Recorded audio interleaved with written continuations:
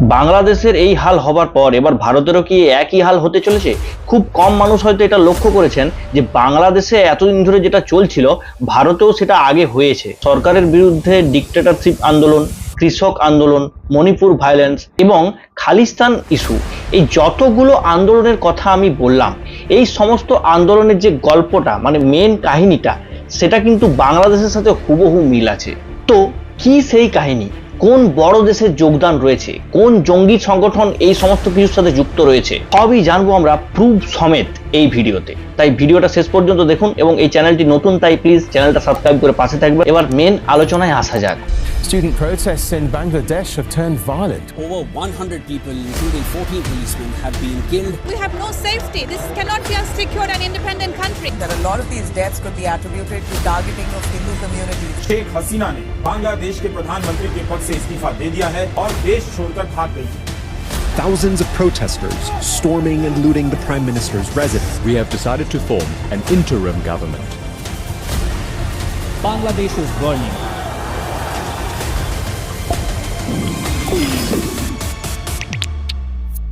তো আজ থেকে প্রায় 3 মাস আগে বাংলাদেশের তৎকালীন প্রধানমন্ত্রী শেখ হাসিনা আমেরিকার বিরুদ্ধে মে 2024-এ দুটো বড় বড় এলিগেশন লাগায়। আমেরিকা নাকি তার পার্টিকে জিতিয়ে যাবে কোনো পরিশ্রম ছাড়াই, কিন্তু বদলে তাদেরকে সেন্ট মার্টিন আইল্যান্ড দিতে হবে। সেকেন্ড এলিগেশন হচ্ছে হাসিনা তখন বলেছিলেন যে ইউএস নাকি বাংলাদেশকে ভেঙে একটি খ্রিস্ট প্রধান দেশে রূপান্তরিত করতে চায়, এবং শেষে শেখ হাসিনা এটাও বলেছিল যে ইউএস তার বিরোধী পার্টিদেরকে ফান্ডিং দিচ্ছে যাতে বর্তমান বাংলাদেশ সরকার এবং বাংলাদেশকে দুর্বল করা যায়। এবার হয়তো আপনারা অনেকেই প্রশ্ন করবেন যে সেন্ট মার্টিন আইল্যান্ডে কি এমন রয়েছে যে ইউএস এর মতো একটা শক্তিশালী দেশেরও এটা প্রয়োজন হচ্ছে, আর আমেরিকার ইনফ্লুয়েন্স কি এতটাই শক্তিশালী যে যে কোনো দেশের সরকারকে গঠনও করতে পারে, আবার যে কোনো দেশের সরকারের পতনও ঘটাতে পারে? এর উত্তর হচ্ছে ইউএস শুধু বাংলাদেশই নয়, ভারত সহ আরো কিছু অন্যান্য দেশের অবস্থা এমন করতে চায় যাতে সে নিজের ক্ষমতা জাহির করতে পারে এবং অর্থনৈতিক দিক থেকে অন্যান্য দেশগুলোকে দুর্বল করে দিতে পারে।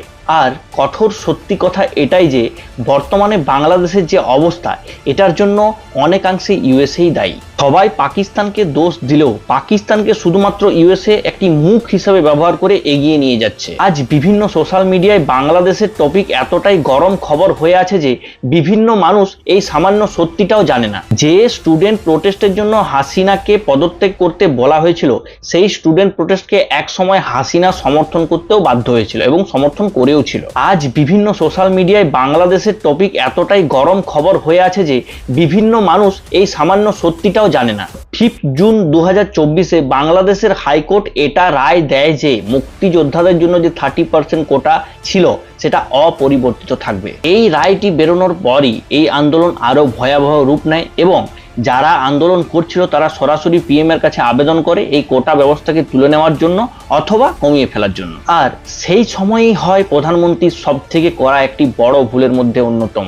মুক্তিযোদ্ধাদের নাতিপুতিরাও পাবে না, তাহলে কি রাজাকারের নাতিপুতিরা পাবে? তার এই বয়ানটির পরই উত্তাল হয় পরিস্থিতি। তো বেসিক্যালি রাজাকারদেরকে বাংলাদেশের দেশদ্রোহী ঘৃণ্য নিজ জাতি হিসেবে গণ্য করা হয়, আর এই একটা ভুল স্টেটমেন্টে হাসিনা সরকারের দুনিয়াই বদলে দেয়। লাখ লাখ লোক রাস্তায় জমা হতে থাকে এবং স্লোগান দিতে থাকে যে চেয়েছিলাম অধিকার, হয়ে গেলাম রাজাকার। এই আন্দোলন ভয়াবহ রূপ নিচ্ছে দেখে সুপ্রিম কোর্ট আবারও বলে যে ঠিক আছে, আমরা এই কোটা ব্যবস্থা হাটিয়ে নেব, কিন্তু তবুও তখন আন্দোলন বন্ধ করা যায়নি। আর এর মূল কারণ হচ্ছে আন্দোলন এতটাই দীর্ঘস্থায়ী হওয়ার পর আন্দোলনের মধ্যে এক্সটার্নাল ফোর্স ঢুকে আন্দোলনের যে দাবি ছিল সেটাই বদলে দিয়েছে। এতদিন যে ছাত্রছাত্রীদের দাবি ছিল কোটা বিরোধী আন্দোলন, সেই ছাত্রছাত্রীদেরই দাবি পাল্টে গিয়ে হাসিনা বিরোধী হয়ে যায়। কিন্তু প্রশ্ন হচ্ছে যে একটা সিম্পল কোটা বিরোধী আন্দোলন হঠাৎ করে কিভাবে পলিটিক্যাল আন্দোলনে বদলে গেল? এবার কিছু রিলেট করতে পারছেন? ইন্ডিয়ান কৃষক আন্দোলনের ঘটনাটাও ছিল সেমই। দুটো আন্দোলনের কাহিনী আপনার কিছুটা হলেও একই মনে হবে, কারণ দুটোই প্ল্যান করা হয়েছে। বাংলাদেশের একটি টেররিস্ট অর্গানাইজেশন যার নাম জামাতে ইসলাম, এর একটি স্টুডেন্ট ব্রাঞ্চ আছে যার নাম হচ্ছে ইসলামিক ছাত্র শিবির, আর এই পুরো প্রোটেস্টের মাস্টার মাইন্ড হচ্ছে এই দল। এই অর্গানাইজেশনের প্রথম কাজ ছিল ইউনিভার্সিটির স্টুডেন্টদেরকে ম্যানিপুলেট করা, কারণ ছাত্রছাত্রীরাই দেশের ভবিষ্যৎ আর গরম রক্ত এটা একটা আলাদা অ্যাডভান্টেজ। এই হচ্ছে সেই সমস্ত ইউনিভার্সিটিগুলোর লিস্ট যারা এই প্রোটেস্টে অংশগ্রহণ করেছিল। এবার আপনি যদি নিউজ দেখেন তো এটাও নিশ্চয়ই জানবেন এই সেম ঘটনা ঘটেছিল কৃষক আন্দোলনের সময়।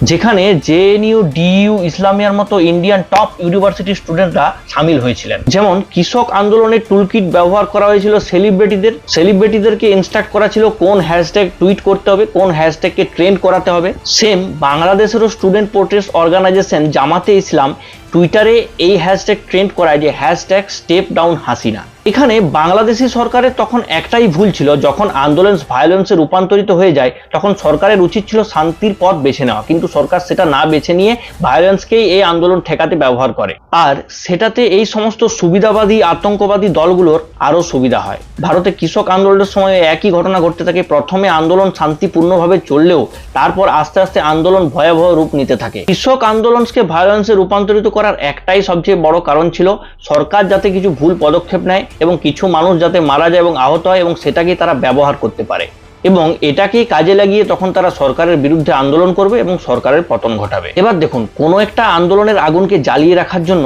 একটা মুখের প্রয়োজন হয়। তখন ইন্ডিয়ান সরকার এই কৃষকদের দাবি মেনে নেয়।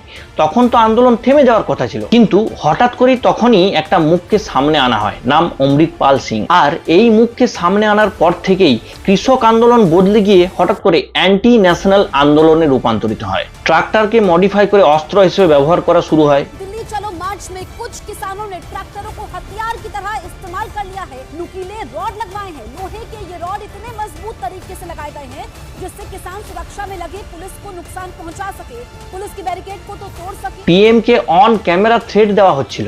आने वाले 2-3 साल में ना आपको खबर मिलेगी मोदी जी मारेंगे। লাল কেলাতে ইন্ডিয়ান ফ্ল্যাগ সরিয়ে রিলিজিয়াস ফ্ল্যাগ লাগানো হচ্ছিল।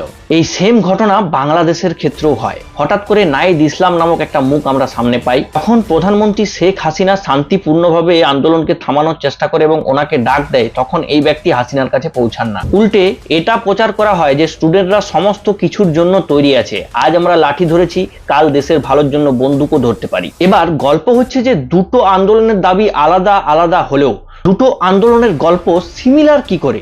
এর কারণ একটাই, আন্দোলন আলাদা আলাদা হলেও স্ক্রিপ্ট রাইটার একজনই। এবার কথা হচ্ছে যে এত বড় একটা আন্দোলন রান করানোর জন্য যে বিপুল পরিমাণে অর্থ দরকার, এটা তারা পাচ্ছে কোথায়? এদেরকে অর্থনৈতিকভাবে সাহায্য করছেটা কে?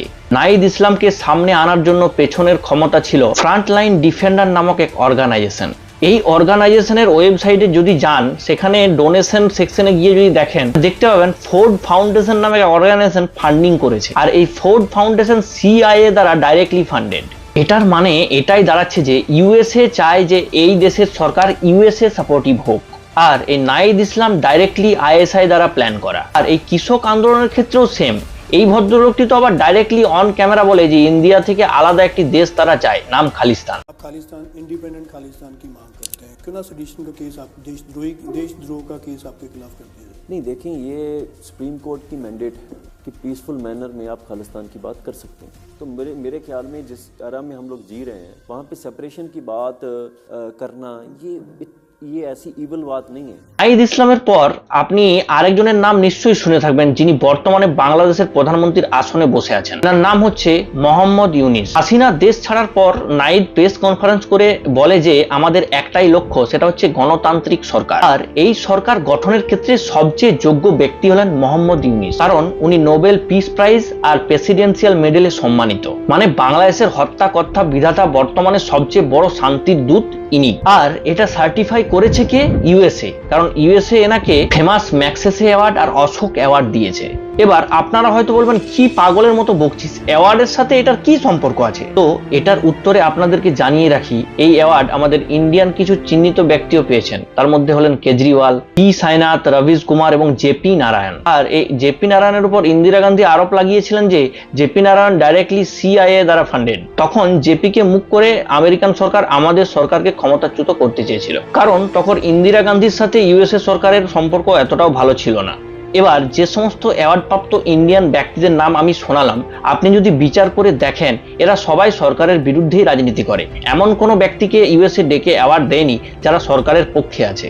কেজরিওয়ালের কেসে তো পাঞ্জাবের সিএম ক্যাপ্টেন অমরিন্দর সিং মিডিয়াকে বলেইছিলেন যে কেজরিওয়াল একজন সিআইএ এজেন্ট। একটি সিআইএ এর লিকেজ ডকুমেন্টস থেকে এটা পাওয়া গেছে যে আমেরিকা এই সমস্ত লোকেদেরকে এই জন্যই নমিনেট করে, এরা আমেরিকার নীতি মেনে রাজনীতি করবে এবং সরকারের পতনের ক্ষেত্রে আমেরিকাকে সাহায্য করবে, তাই এদেরকে ডেকে অ্যাওয়ার্ড দেওয়া হবে এবং একটা হিউজ অ্যামাউন্টের মানি পুরস্কার হিসেবে দেওয়া হবে। দ্য ইউরেশিয়ান টাইমস নামক একটি মিডিয়া রিপোর্টে বলা হয়েছে যে ইউএসএ বাইডেন সরকার ডাইরেক্টলি ফান্ড দিচ্ছে 3টি অর্গানাইজেশনকে বাংলাদেশের সরকারকে পাল্টানোর জন্য। এবার প্রশ্ন হচ্ছে যে ইউএস এর মতো একটা দেশ সেন্ট মার্টিন আইল্যান্ডের জন্য এত কিছু কেন করছে?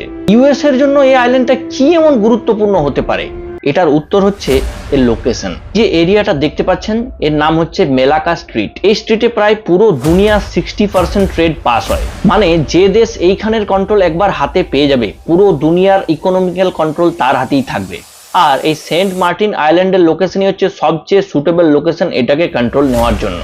তাই ইউএসএ বাংলাদেশের কাছে সেন্ট মার্টিন আইল্যান্ড চায়, যেখান থেকে বসে পুরো দুনিয়ার ইকোনমিক্যাল ব্যবস্থার উপর কন্ট্রোল পেয়ে যাবে ইউএসএ। কি মজার ব্যাপার তাই না? যে দেশ সবার কাছে শান্তির দূত সাজে, সেই দেশই ভিতরে ভিতরে চায় ইনস্টেবিলিটি ক্রিয়েট হোক, এবং ইনস্টেবিলিটি সে ইনডাইরেক্টলি ভাবে ক্রিয়েট করার চেষ্টাও করে। আপনাদের কি মতামত, আপনাদের কি মনে হয় অবশ্যই কমেন্ট বক্সে জানাবেন। আর ভিডিওটা ভালো লাগলে অবশ্যই চ্যানেলটাকে সাবস্ক্রাইব করে রাখবেন এবং শেয়ার করে দেবেন। ধন্যবাদ।